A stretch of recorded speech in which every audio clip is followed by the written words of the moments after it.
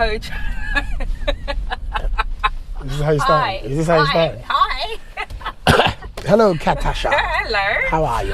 My love, welcome to my car life story. Finally, we are here. I know. Why have you been so long? No, man, just, life and timing is everything with me. So I think this is the perfect time. Well, it's good that we're in a car that's not convertible because it's raining. True. We did this last time. But before we start properly, I just want to give a massive thanks to my car partners at Civilised Car Hire London for this lovely Land Rover Discovery, which is brand new, 2020 and ting, and you can hire these cars and also lease these cars from Civilised. So make sure you go and check them out For free? No. Oh, it's not free? No. Oh, okay. No. Just Money for Mick. Anyway, so we've known each other for a long time, and I've seen you grow as a comedian, as a man, and I just wanted to get you in the car. I know you got your book coming out, so we're not going to touch on everything, because again, people should go and buy the book when it does come out for that. But I really wanted to get into you as a comedian and the logic behind it, the reasons why you decided to become a comedian, and really explore how you've taken being a comedian to the extraordinary level. Because you've obviously worked in the UK, you worked in the US, you did Britain's Got Talent, and now you've just wrapped up a really successful sold-out tour before COVID. So, as a student of comedy, who are the comedians that you've kind of watched over the years that have helped you to tune your craft? I would say Martin Lawrence is the reason why I found comedy. He's the reason that I found comedy. I think I was in America working with kids, working on the backup plan. The backup plan was always to football first, but was always to teach. Okay. And I love kids, I love young people, and I know how much like a youth club setting kind of had impact on my life. So comedians, the first person I ever saw was Martin Lawrence, and it was I think it was actually Def Comedy Jam when my older cousins used to have like tapes, but I didn't really digest it then. It was when I watched his comedy special, You So Crazy, and I just fell in love with what he was doing. I didn't know it was comedy, I didn't know it was stand-up comedy. I was just like, this guy's coming on stage, he's making people laugh. I fell in love with what he was doing that moment, and I was like, maybe like 10 minutes in, I started seeing myself on stage. Okay. And I was like, you know what? I think I could do this. And that's when the love for comedy comes. So I think Martin Lawrence was the first for me. Then that made me want to check out Eddie Murphy. Then it was like Richard Pryor. Then it was like all of Def Comedy Jam. Like I'm watching it older now, understanding the humor, etc. So Def Comedy Jam had a big impact on me as a comedian. Black Americans had a big impact on me, and then obviously the Rue McCoy generation, your Richard Blackwoods, your Angela Mars, your Felix Dexters, Curtis Walkers and stuff. And man, it was good to kind of hear the UK voice as well, and storytelling.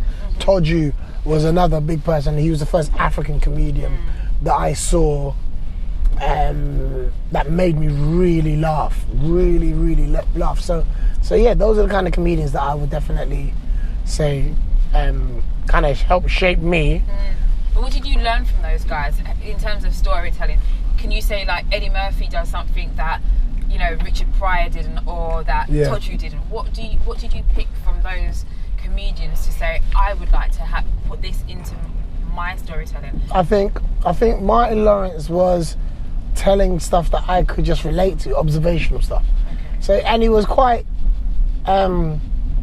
current. So he was talking about stuff that's going on, like relationships, the riots I remember him talking about at the time, and just like dating. I think, he was kind of a ladies' man, so he was just kind of talking about the world from his kind of experience, really. Do you know what I mean? Yes. So that was something to kind of make me think, okay, talk about what you know. Then Toju was great for me because Toju was African, British. He was very African. Do you know what I mean? African, British. The accent was familiar to me, and that really made me feel comfortable being African. You know, Toju made me very comfortable to be myself, be African, and so my love storytelling. Chris Rock was very kind of black. His blackness stood out to me, Chris Rock, of how important it was to kind of talk about what was going on within the black community, not just society, but our community. He was very kind of specific on that. Eddie Murphy was very like, his family stories were great. You know, his family coming over to the house. He was very, Eddie was very characteristic. You know, he did impressions. You know, he did the different voices of the different family members. Yeah. So that made me really intrigued in that. Those kind of comedians at the time when I'm starting out were the comedians that were kind of really relevant to me at that time. What did you actually know about hosting or running a comedy club back in the day when you first started? Absolutely nothing. Okay. Didn't know nothing. I just knew that at that time I had a nice buzz. Yeah. And my generation of comedians weren't on Raw McCoy, so we weren't really the big names on the circuit. But I kind of wanted us to kind of have our own thing. We didn't have the Raw McCoy, so what was we going to have that people can know us by? TV was scarce, no one was on television. So it was kind of like, we've got to find our own sort of community for my generation of comedians. So Corks was kind of the spot for that. Me and Reggie Yates, we went to New York, and then I saw a comedy club. We went to a comedy show out there, and it was just a comedy club setting. So it wasn't like this big show. It was just this little dingy club that was ran. And then again, I fell in love with that. I was like, we need this in the UK, but we don't need it now and then. We need it every week. Every week. And up until then, the comedy audience really wasn't familiar with me. I was doing shows, but I was the new guy. Yeah. But what I was familiar with was ravers. Yeah. Because I was raving hard. Do you know what I mean? So that's how me and you met, even. Yeah. So Don't tell my mum. going raving, I introduced comedy to a raving crowd. Yeah. They weren't going to comedy shows. A lot of them had never been to comedy clubs. So for them, it was introducing comedy to a raving audience on a weekly basis. And I think that was kind of where the magic kind of really took off. What did you learn from on a weekly basis having to churn out a show? Just being organised, being a man of your word, really getting a bit of power, actually, because people want places to perform. Mm-hmm. You know, they want somewhere to perform, so you have the power to say yes or no. Mm-hmm. You know, people are asking. How did you use that power? I used it in a way where I wanted to give people the opportunity. So, for example, you know, people would feel like they had to kind of audition in front of me or something like that. And I always was like, I didn't ever want to be that person that told someone whether they were good or not. I didn't feel that ever was my place. And I still don't think it's my place, regardless of whatever I've achieved. I wanted to let the audience let them know if they were good or not. Because ultimately, even though I'm the host, I've got to find out every week if I'm funny. Because the audience that came last week may not be there this week. And every week is absolutely different. We saw so many comedians have great nights and have terrible nights. And you was judged on what you did that night, not what you did before or what you did or what you're going to do next time. So the audience for us as comics has always been the yes and the no. Are we going to get to have a career? You know, it's based on what the audience think. So I learned kind of like business, you know, paying people, you know, being a responsibility for that, you know, making money sometimes. So making it being packed sometimes and you don't make no money. Yeah. You know, investing in the actual night. I wanted the night to be so lit that people wanted to come back. Because sometimes people are so fixated on how many people turned up. I was fixated on how many people are coming back. Because anyone can sell you a nice outfit, right? And then you wear it and it didn't make you feel good, or it tore. Yeah. That means you're not going to go back there and buy again. Exactly. You see what I'm trying to say? So for me, it's what is everybody's first experience like? And everybody's first experience is every time they come back. Yeah. You know, not to just rely on what happened a month ago, and because that night was sick, people are going to keep coming. Every night is everyone's first time, and are they going to want to come back? So skipping on to cars. Yeah. When did you get a license? I got my license when I was 29, so a bit late. Yeah, what were you doing? I was driving these Crips. Okay. It was an Achilles heel for me. Okay. So it was just this mental block in my head that I couldn't pass my test, and even just getting the provisional was long. Okay. You know, it was just something that was just this big cloud over my head, to the point where I had to get someone to fill out the form for me to get my provisional and book my tests in. I couldn't do it myself. As somebody who does all this other stuff, it's really strange. It seems simple, but I think if we deep down look, we've all got something that we've got a mental block over. Yeah. For some people, it just might be like learning how to cook. Some people, it might be becoming a parent. Some people, it might be their dreams. You know what I mean? And they're able to do everything else, but when it comes to that one thing, they just go blank. You know, and for me, it was passing my test. So what made you decide to basically pull your pants up and go for that test? I only did it because someone else did it for me. Okay. But you made them... Yeah, of course, but you asked them to do it, or did they just say... No, I asked them to do it. No, I asked them to do it. I said to them, look, so I need to get this done. It's part of like what I need to do to move around. Okay. Again, you know, I also saw London very differently from most people, which is it wasn't a necessity to have a car for me. Do I even like driving like that? Not really. Because you know what it is? You know what I hate more? Traffic. Okay. I hate traffic. I hate waiting around. I hate the idea that I've got to sit in here, and that's something to do with my character as well. I like to be in control of everything because I trust myself. Okay. Do you know what I mean? It's to trust myself. If I sit in traffic, I've got to wait for something, you know, and it was just all of that. And it might sound really weird to people, but that was, it was just a whole block for me. And then, but then once the test is booked, I'm going to go. Once the things to be learned, I'm going to be learned. It's very similar with radio. When I started the radio, you walk into a radio room and you see all these different buttons and you think, you're flipping, I can never do radio. And then you get there, you only got to press 2.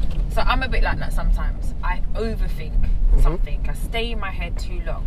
And then I come to do the thing that I was, you know, making a problem. Yeah. And it was basically a piece of piss. But I just talked myself out of it. Yeah. So how do you get through that? Because obviously there's plenty of things in your career that might not seem too comfortable. How do you get over those times when you don't want to do something but you know it's going to end up being beneficial to you? I don't think I ever get over them, but I guess I do because I get them done. But I think it's more the thing of, because I still get thoughts on that, like that. I still get them today over various different things. You know, can I be bothered? You know, you know, you get to a space where you're doing a show abroad. Do you know what I mean? And 12 months ago, you would have loved for somebody abroad to book you.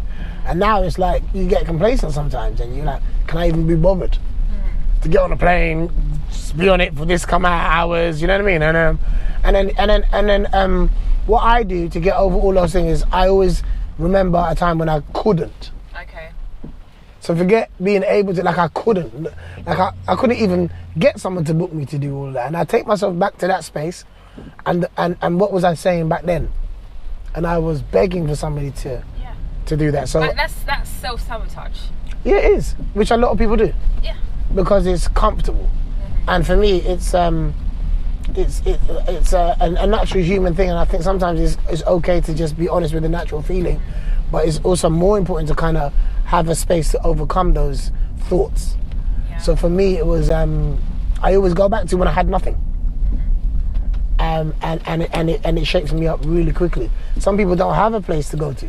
Yeah. At least I do. You know what I mean? So that's where I go to when things weren't going great. And that wasn't too long ago. When I was going through a period where my career wasn't where I wanted it to be. So how low were you at that point? I was at a place where, forget career-wise, just my life was just kind of flips upside down. You know, I took a risk. I left radio and went into film. You know, radio was paying me great money. You know, and I've always been the kind of person where I always know when to leave. Okay. I've never overstayed my welcome, and I never will. I always know. I feel like I'm always 2 years ahead of everyone else when it comes to my career. So just when somebody might have written me off, I'm 2 years ahead of them. Okay. Do you see what I'm trying to say? Yeah. Because maybe you wrote them off 2 years ago. Yeah, maybe I wrote myself off 2 years ago, but here I am. Yeah. Do you see what I'm trying to say? Yeah. So you will never be able to say to me, Kojo's done, because I'm 2 years ahead of you. And for me, it was a thing of being around the wrong people. All my friendships really being tested and understanding that I'm in friendships that I don't need, that aren't good for me, that aren't helping me grow, that aren't honest. I was attracting people that I had no business being around, that had no business being around me. Desperate, so making the wrong decisions.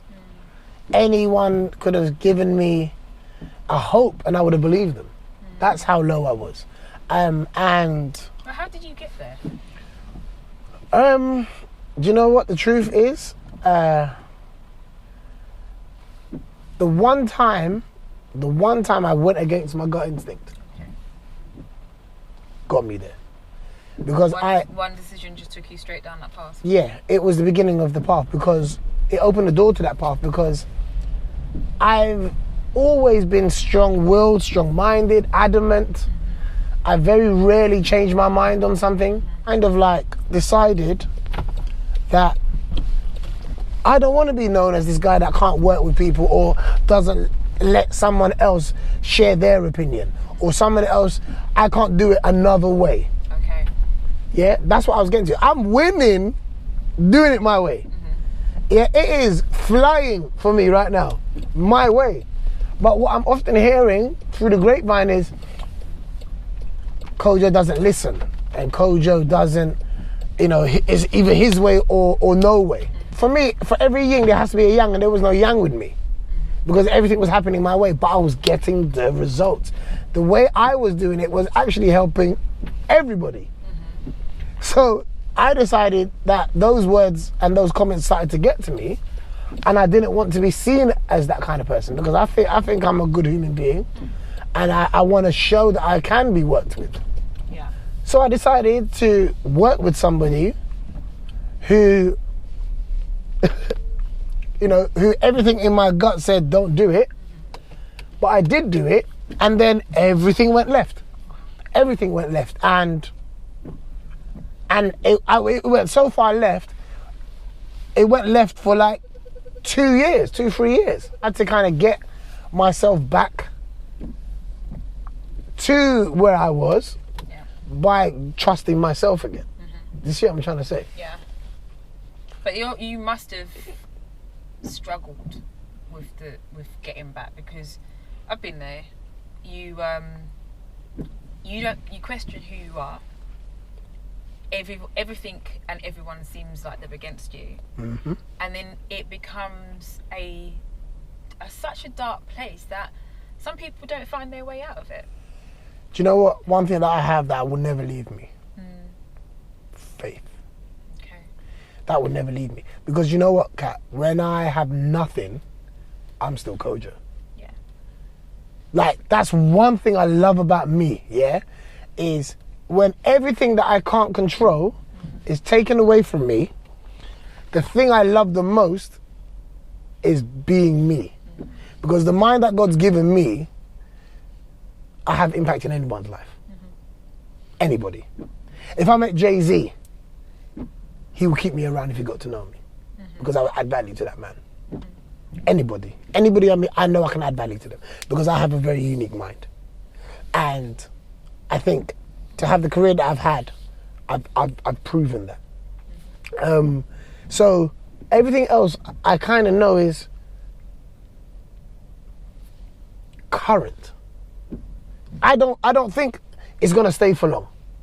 I am somebody that actually doesn't believe in their own luck. Okay. That's why I work the way I do. There's nothing about me lucky. Nothing I've ever done has been luck. Luck has never ever been something that someone's attributed to Kojo. Because everyone knows the grind. Everyone knows the work. Because I don't believe I'm a lucky person. I think I'm unlucky. So that's why I'm unlucky as in, like, if I stop doing it, and luck to me is you don't do nothing and something come and bless you. Okay.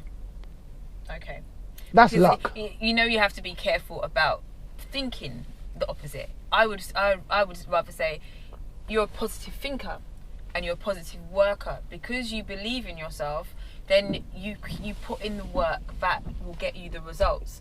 But you stopping doesn't mean something negative is going to come towards you. It just means that opportunities aren't going to come towards you because you're not making them anymore. Oh yeah. But you see, and I agree with that. And that's kind of, for the most part, how my mindset actually is. But I'm somebody that knows from a young age, if I don't move, nothing moves.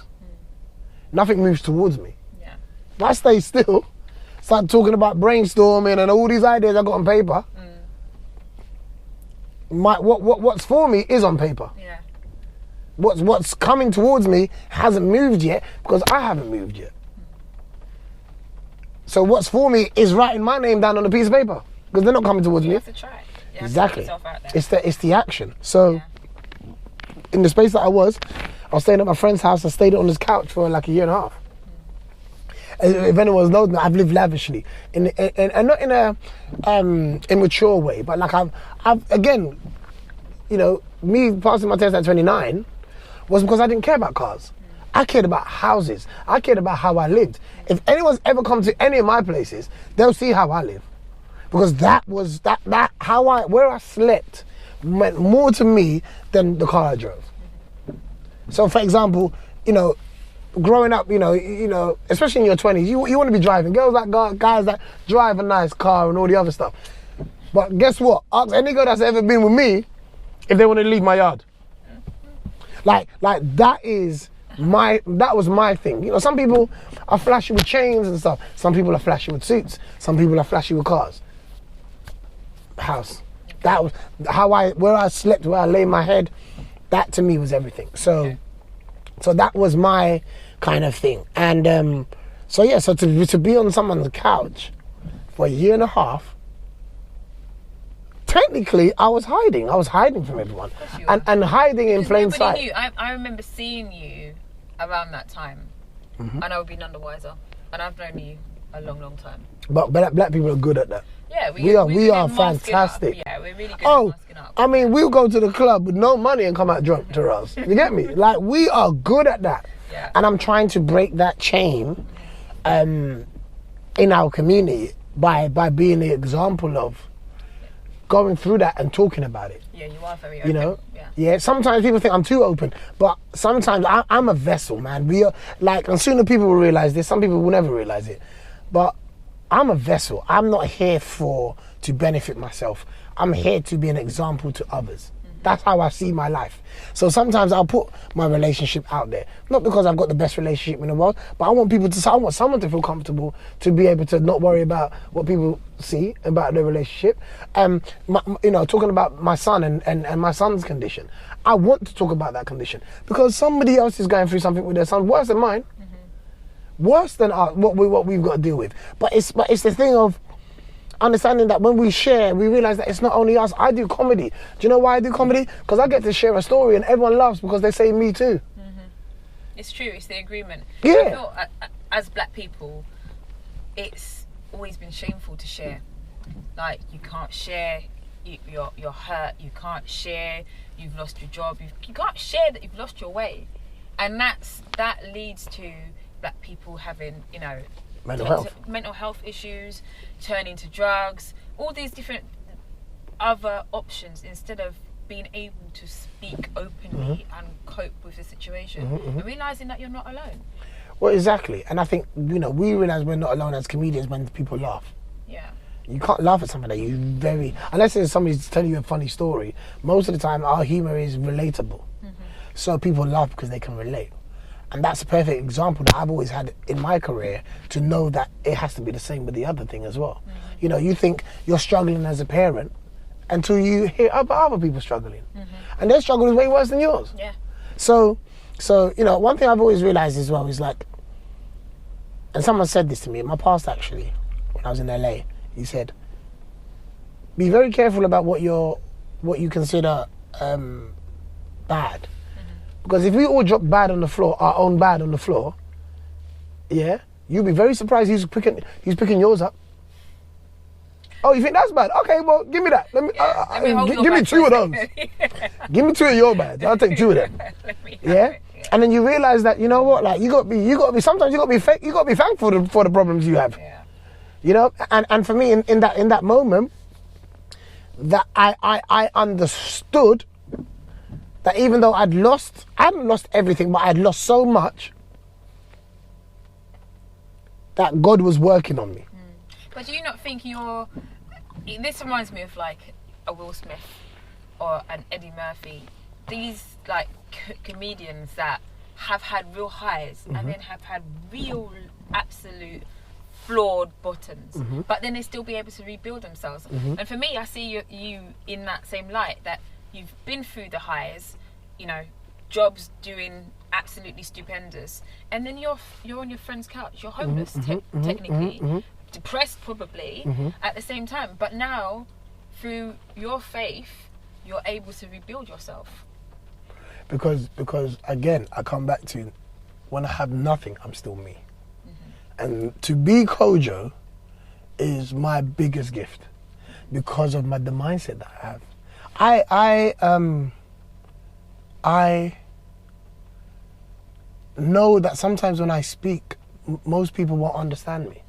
Because to understand Kojo, you've got to understand the pain. It's like, oh, I get it now because he's been through this and he's been through that. But I don't want you to understand me because of the pain. I don't want you to understand me because I'm speaking the language that you understand. Sometimes people need evidence to make your words make sense. That is something that I struggle with sometimes in terms of understanding that's what people need. I don't want to have to tell you my sob story for you to understand that, oh right, that's why I'm going to support him. I want you to support me because I'm damn good at what I do. And nothing else. I don't want sympathy from anybody. But somebody once showed me that there's a big difference between sympathy and empathy. And that's what black people struggle with. We don't share our problems because we don't want people to be sympathetic to us. Yeah. But our issue is we need empathy. Empathy is okay to have. Empathy is, you know what? I understand you. Yeah. Sympathy is, all right, let's gather around and let's sort something out for this person. We don't like that. No, we don't. But one thing, pride gets in the way of but one thing we can't stand in front of is empathy. And somebody saying, you know what? Let me hug you. I understand. And the hug is also that closeness breaks us sometimes. You can do everything else, but just don't touch me, because if you touch me, you're going to break me. But do you know what it is? We need to be broken to be repaired. Yeah. See, it's like falling down the stairs, right? You can delay the fall by holding on to the banister if you want to, or you can fall so you can get up. Because when you hold on, you are delaying the inevitable. You're going down. But go down so that you can get up. The sooner you fall is the sooner you get back up. Yeah. And when you get back up, clarity is crazy. And that's what people do. They delay the fall. They're delaying the fall now. And you got to fall so you can get back up. Because you don't fall on your way to the top. No. You fall on your way down. But nobody wants the pain. So, yeah, most people do hold on. Even though being repaired is just what you need, and you can see the pain coming, and nobody wants to go through the pain. But that's the thing. But I think that's just now about character then. See, because pain don't care how you feel. Yeah. I often use the analogy. tomorrow is coming on time. Doesn't care how you feel. Doesn't care what ain't ready. Doesn't care that you want to learn some stuff. No, I'm coming. You're going to be one day older. You figure it out when you want to about whatever is going on. Because your time ain't got nothing on. God's time is, I'm coming tomorrow. Tomorrow's coming. On time, the same time. Don't care about if you're not ready or not, all of that other stuff. And I think if we didn't have time, a lot of people would be so lazy. Yeah. And stuck in the same place because they feel like they can do it whenever. Time is the thing. What's happened in this year. 2020 is the year that people realise that if I don't do this now, I might not get tomorrow. If I hold on to this idea that I have in my head, or this dream that I have, if I hold on to it thinking, overthinking it or not taking a step forward, tomorrow something might just wipe me out and I never get to share that. I think this year's really taught people that tomorrow is not guaranteed. Like for real. Like before it was a theory, if we're all honest. You hear it, yeah, whatever, I'm gonna be awake tomorrow. Yeah, someone else died, I didn't die. Yeah. That's where we are with death. Even if it's somebody close to you, even cancer, like that's 1 in 2. But this virus has been ruthless. Yeah. It's taken young, it's taken old, and you don't know when you could have caught it. So whatever theory, even if you're healthy or not, it has put a fire up my backside and a lot of people's backside because shit, you better get yourself together because what exactly are you waiting for? You can't do nothing when you're 6 feet under. As a father, what are the 3 tips you would give to Roman in terms of his career? Study it. Study it first. Because there's not only the fun side to what you want to do. There's a business side. There's a hard side to it. There's a boring side to it. So study it so you can see the outlay of the bigger picture of what it is that you want to do, and prepare. Always prepare. As I said, hard work beats talent, and talent don't work hard. So being good ain't enough. Yeah. Being good keeps you in an opportunity, but it doesn't get you an opportunity. Always practice. Always can do better. Always can do better. And deliver. That's one of the most important things that blows everything else out of the park. When we've exchanged money, I don't pay for you to try. I pay for you to deliver. That's what people do. They pay you to deliver what you said you was going to deliver. You can't ever play with that. So those are the 3 things I think I would say. You grew up in the foster care system. How did that impact on your outlook as an adult? If I'm honest, it made me not rely on no one. And it made me not believe no one. Okay. Is that because were you moved a lot between I never moved once. You never moved once? That was the secret. I was damn near adopted. Okay. Because every child needs consistency. They don't need all the money in the world. They need consistency. That is a currency for a child that is so important. Because then they can relax. Yeah. Even though you weren't moved around in a foster care system, you still didn't trust people, still don't trust people? I didn't trust people because I knew that, I'm not with my parents, so they done something wrong. And there's things that I found out while I was in foster care that I believed was true and wasn't. So for me, that was when it was like, well, these are the people that I thought loved me. And if they are going to have the capacity to lie to me, then what's a stranger going to be able to do? Okay. So for me, that's why I think words don't mean nothing to me. Okay. In relationships, in friendships, in life, you can't tell me nothing that I'm going to believe. I'm going to believe you by your actions. Okay. And I'm quite stubborn on that.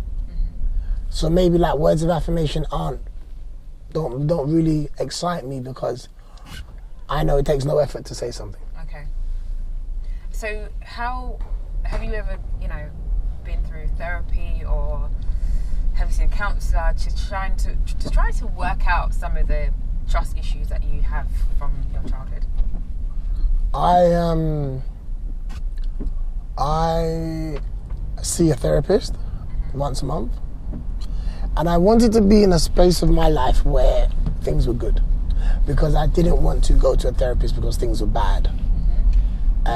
Because something that I've learned this year is happiness is only a byproduct of what's happening. That's why there's a flip side to happiness, which is unhappiness. A lot of people that are seeking happiness, it's only for a moment in time. There's going to be unhappiness around the corner. So then you're always going to need to see a therapist in general. Yeah. My thing was working to get to a place where I'm happy. I've been through it to get to a joyous place. So not happy, I'm joyful. Yeah. Joy is, no matter what the weather's like outside, you predict what it is in your head. You don't allow what's happening outside to affect your plans. Yeah. So if you're going to go to the gym and it starts raining, still go to the gym. Yeah. Otherwise, you are only as good as the weather. I go to therapy to stay in the peace mode, to stay in the energy. That also takes work. People get to a place where they're happy and they're like, yay, I'm done, I don't need to come no more, blah, blah, blah. Yeah. Oh, yeah? All right. And your therapist looking at you like, I'll see you next week. Because they know it takes a lifetime to really get happy and 2 seconds to find something to moan about. Like, from Britain's Got Talent, now you've been on the show, things are happening. How did you prepare yourself not to repeat history and have to start all over again? What's different this time round than when it first happened? Because when it first happened, everything was just happening that was no experience. I hadn't experienced anything before. So the first time around is like, oh my God, this is happening, blah, blah, blah, blah. Do you know what I mean? And just want to say, had you ever experienced absolute loss before? No.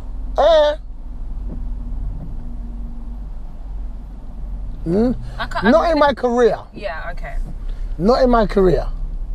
I'd never gone through anything in my career. My career had never been challenged because I was only at the infancy of my career. So I was still kind of learning everything for the first time. I didn't even know what I had to lose it. So when it was challenged, that was the gym. That was me actually realizing, asking myself questions. What am I doing that I don't need to be doing? Who do I have in my life that God doesn't want in the next chapter of me? I've got to get rid of them in this season. This is the season where I've got to press the reset button and really go through it. Kevin Hart's book changed my life because he had the same chapters as me, just in different orders. And the position that I was in, when I read what he went through, again goes back to I'll take my bad. Whoa, let me keep this. Let me shut my mouth real quick because I don't want that. Yeah, I don't want that smoke. So gratitude. I never really, you know what my mum says, right? My mum says, did you eat the food or did you taste the food? I was eating the first time in my career. I was eating. What that meant was I was too concerned with ticking boxes. I never really got to sit back and really enjoy corks because I was too focused on other people having a good time and, oh yeah, I got this person down there, next comedian, I got that person down there. And it was all just happening. But I wasn't actually tasting it. Most of the time, for those who came to the comedy club, where was I? I was always in the DJ booth. If there was a break, I was always in the DJ booth. I wasn't walking around and chatting to people and enjoying the people I wasn't really in doing all of that. I was always in the DJ booth. I avoided interaction with people. People wouldn't really know that, but that's something that I did because I hated attention. Is there a comedian that you looked up to, and then when you finally met them, you realised they weren't actually that nice? They weren't the one. Toji. And the reason why I say Toji, me and Toji now have a relationship that's cool, but we have it because there's mutual respect. Okay. and Gina Yashere. Okay.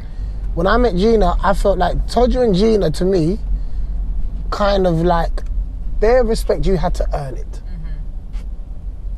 So I felt Gina wasn't quite receptive to me when I started out.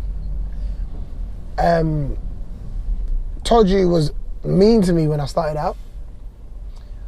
But in time, I understood that everybody's respect is different. Like mine. There are a lot of comedians right now that are younger than me, that came after me, that probably feel like I was their hero. And then when they met me, I wasn't maybe I didn't receive them as well as they wanted me to receive. But my respect is, you got to earn mine. Because once you earn mine, it stays forever. To the point where I'm loyal to you, to the point where I will defend you in a room that you're not in. My respect isn't cheap. You see what I'm trying to say? It's not cheap. And I think a lot of comics, new guys, they come and meet me and they're probably fans of mine, and then they probably didn't feel like I gave them this, hey, back. And then they walk away thinking, right, like Kojo was a bit cold. Kojo was a bit of a prick. Kojo was a bit of an arsehole.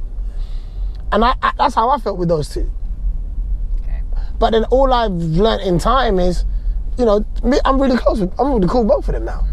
Because I had to earn their respect. Their respect ain't cheap. Did you ever speak to them about that moment that you first met them? No, but they're about to hear it in my book. Okay. We'll save that for the book then.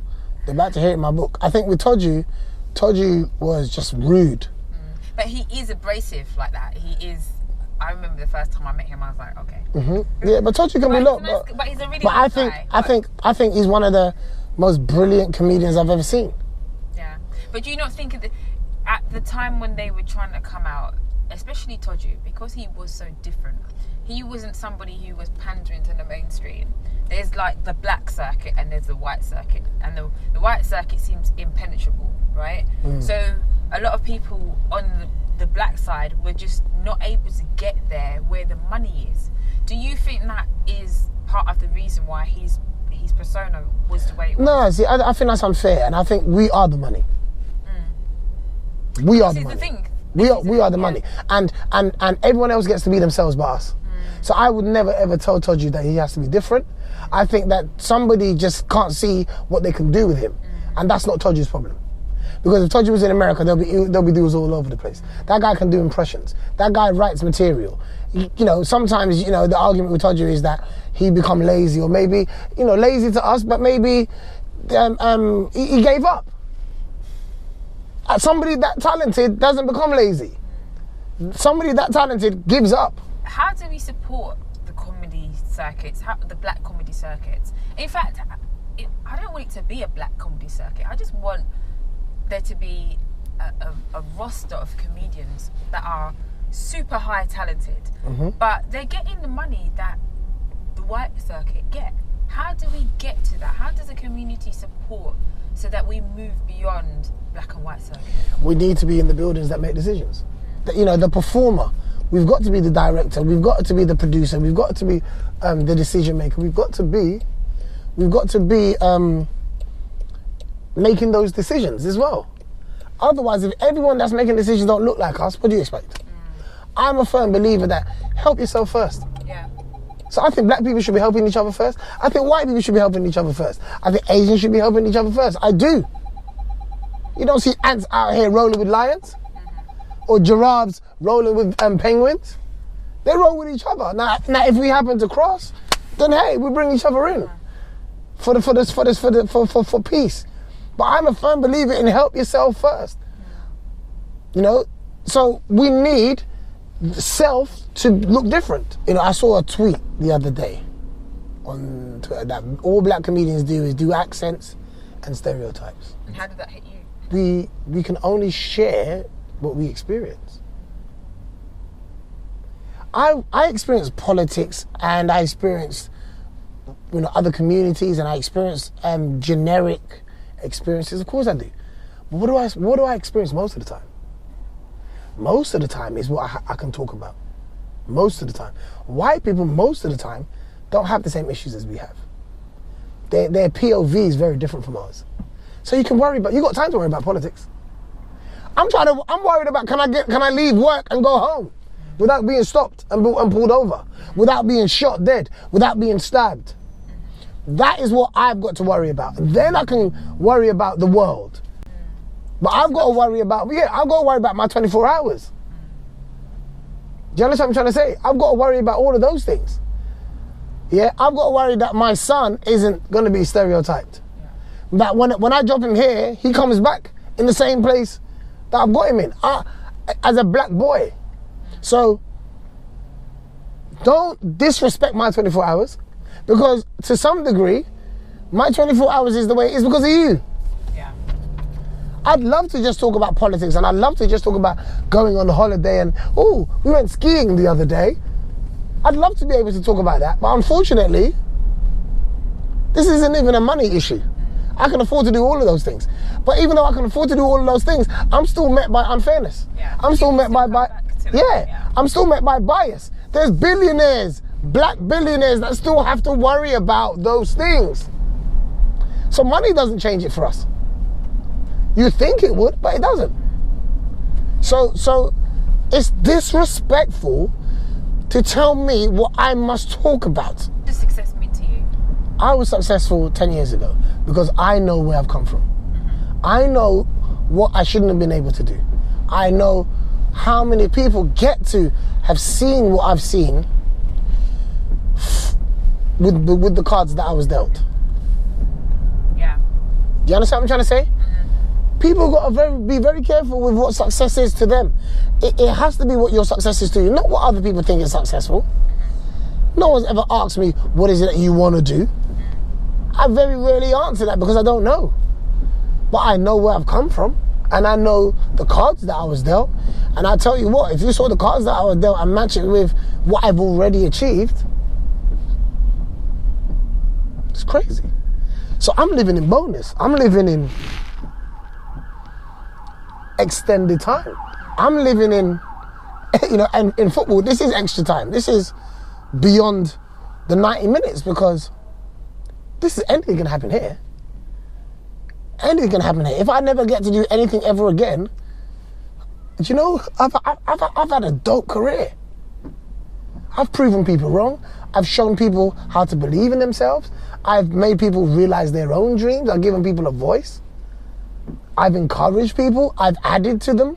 So I think it sounds like, because I asked you what success means, and you haven't given me something that's tangible. You haven't said it's X amount in the bank, or it's, Do you know why, Kat? Because success is it's people. Your success is driven by people. Do you know what? I had a conversation with Richard Blackwood, and he goes, Kojo, whether people want to believe it or not, we are all different characters of the Bible, Yeah. And people think the Bible is full of good stuff. There were some fools in the Bible. There were some evil people in the Bible. And some people are those characters in the Bible. But he was like, Coach, you are Noah. That is who you are. Yeah? And I'm Job. And he said, he's Job because God gave everything to Job and Job didn't know what to do with it. Okay. So he took it away from him. And he took it away from him for a long time until he understood why God gave it to him. And only when he understood why God gave it to him and what he's supposed to use it for is when God gave it back. Okay. And that's Richard Blackwood. Yeah. So true. He said, Kojo, you're Noah because you're here to get people together. You speak so far ahead, yeah, and people laugh at you, Coach. I've heard people laugh at you, Coach. I've heard people go, look at this guy. Coach is going to America to think he's going to blow. And Coach is going to do this and whatever. No one knows why I went to America. I went to America to see the future so I can bring it back here. What kind of cars do you like? I like prestige things that when you're on the street, it means something. Okay. Not just to have a car for the sake of having a car. Like a fast car don't really excite me. Like I like a Rolls Royce, I like a Bentley, I like a Range Rover, I like cars that you take your time in. You don't speed in those cars. They're not built for speed, they're built for luxury, they're built for, it's the quality of the journey, not how quick you get there. Do you see what I'm trying to say? They remind me of life. It's that life is the journey. How many people enjoy the journey when they're going getting somewhere, because most of the time we're probably late, we're in a rush. Do you know what I mean? But I think those cars are royal to me. They're royal cars. They give you a whole. There's a respect. It's like walking into a mansion. You walk into a mansion that's beautiful. You know you take off your shoes. No one has to say take off your shoes. You just know. You say, should I take off my shoes? That's the kind of cars that make me feel like that's power. That's separation from the norm. You know, my mindset isn't that of a regular. I don't think regular. You know, I don't want to have regular thoughts. I don't want my dreams to sound like they're achievable. Do you understand what I'm trying to say? So I think big, because if I never get there, at least the journey to it would have been powerful. Okay. Do you understand what I'm trying to say? Success isn't knowing that you can attain something. That's not success to me. Okay. So where do you see yourself in 10 years? What car would you be driving when you get there? A Rolls Royce. In fact, I'll be driven in my Rolls Royce. You'll be driven in Rolls Royce. Yeah, because I'm avoiding the driving thing. You have, innit? But 10 years, next 10 years will be like, I believe I'm 40 now, so I believe this is going to be the best decade of my life. I know it is. I'm sure of it, because I've been through my journeys, and there'll be tests to come, but I feel graduated for what's to come now. I know how to keep this, and next 10 years is about family and injecting my wins into them. You know, my nieces, my nephews, my sisters, my aunt, my mum, my dad, my son, my children, you know, my wife. That's what the next 10 years looks like to me, because now it's about getting them ready. You know, the thing about children is you get to live again through them. You know, you get to live again. You get to dream again with them. Yeah. But you get to give them what you didn't have. Yeah, exactly. But my number one thing, more than being loved, is to be rated by my children. Like I want my kids to rate me. I want them to be like, my dad's dope, you know. Forget love and respect and all the other stuff. That comes by default. And you can have those things and not rate your parents. You know what I mean? And we've had parents that we probably didn't rate at times. I want my son to look at me and go, man, my dad is sick. Like, I love how Diddy's kids look at him. Yes. How Diddy's kids look at him. Yeah. Man, I see it in their face. My dad's lit. My dad is I wouldn't want to be no one else but my dad. To get that from your own children is powerful, and that's the kind of dad that I want to be. That's the kind of uncle that I want to be. That's the kind of brother, son. That's what I want to be. I want everyone to kind of be like, you know what, the level of rate that we have for this guy is just like, it's powerful. So for me, that's within my family. Outside, I would have given, you know, a lot of years to the industry, but now it's about what my family think. Okay. So the next 10 years is about what my family think. Well, you know what, as a friend, I cannot wait to see you get there. I want to see you live and continue to live extraordinary. I want you to just be the best version of you that you already are, and you're growing into even further. So thank you for coming and sharing your journey so far. No worries, man. I receive all of those things. Yeah, I receive them. Yes, thank you so much. Yeah, appreciate your time and love, man. Come on. Bring it in. Well done, man. You're doing good. Thank you, bud. Good work. Good work.